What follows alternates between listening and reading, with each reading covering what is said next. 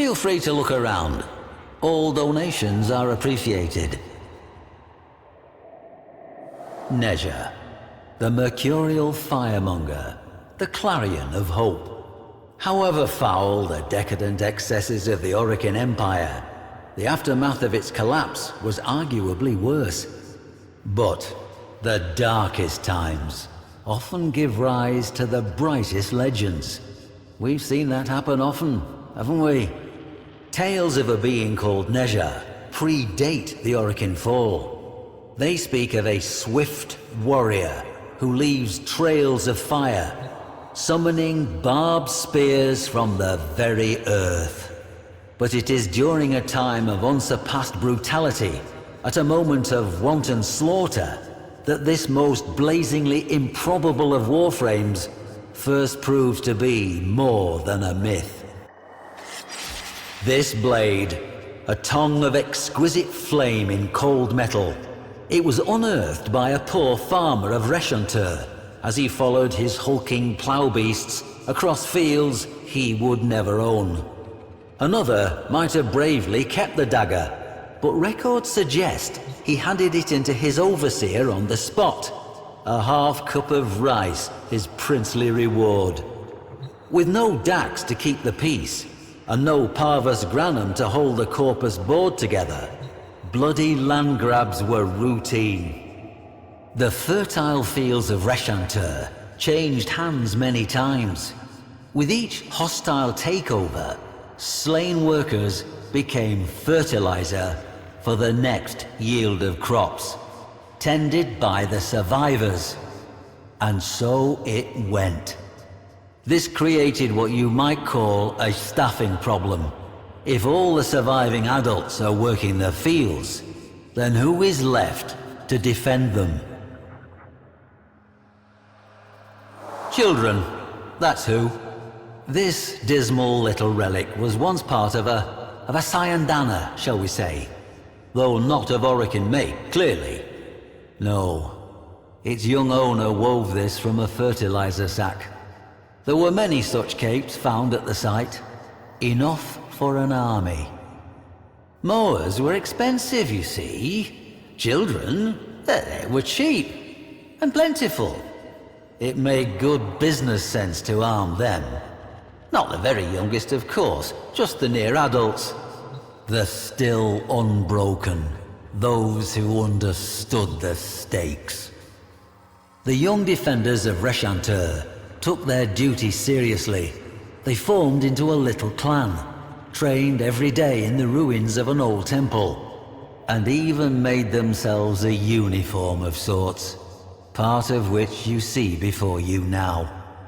But this humble cape was modelled on something even older, the Sayandana of Nezha himself, displayed here before you.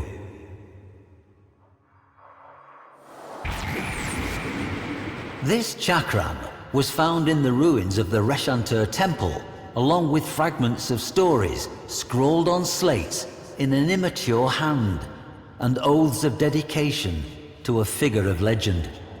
It seems the child soldiers of Reshantur took courage from the tales of Nezha, adopting him as patron and protector.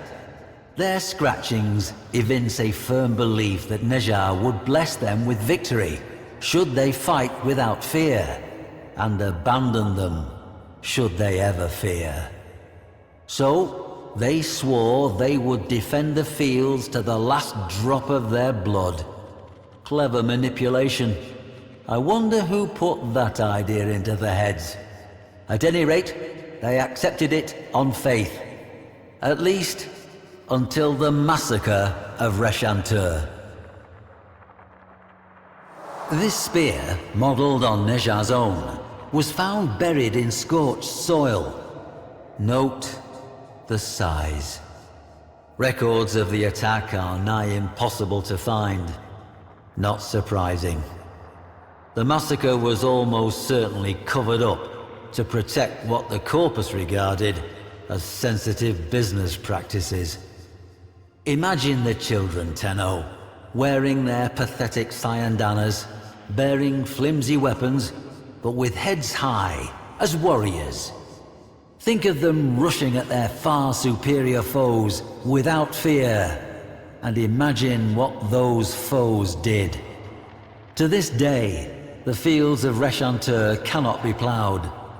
The blades of ploughs are dented and destroyed by an earth that, still, remains thickly seeded with shot and shells and the cold brass teeth of war.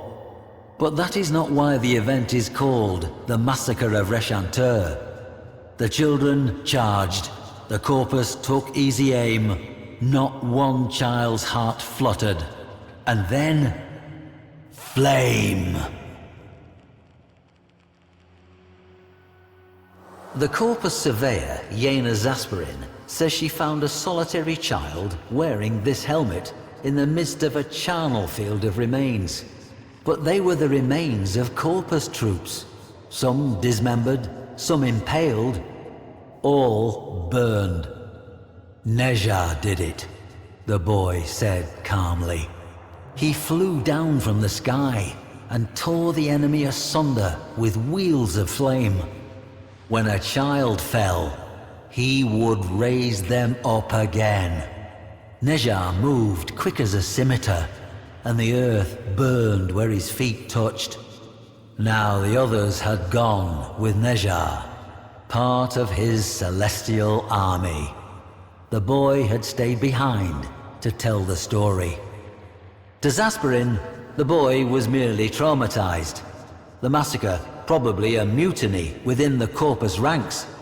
But Reshantur has been excavated, and every single one of the thousands of blackened bones that were gene-tagged had belonged to an adult. And at last we meet Nezha face to face in all his unquestionable reality. Did this Warframe model itself on the myths to take on the mantle of a mythic hero, or were the myths left in the Warframe's wake, a blazing trail to light the way? History will always be some manner of educated guesswork, and occasionally one of faith. Perhaps in some deeper stratum, we will find the lost children of Reshantur, sad little clusters of bones, not saved at all. But I have faith we will not. I leave you with this.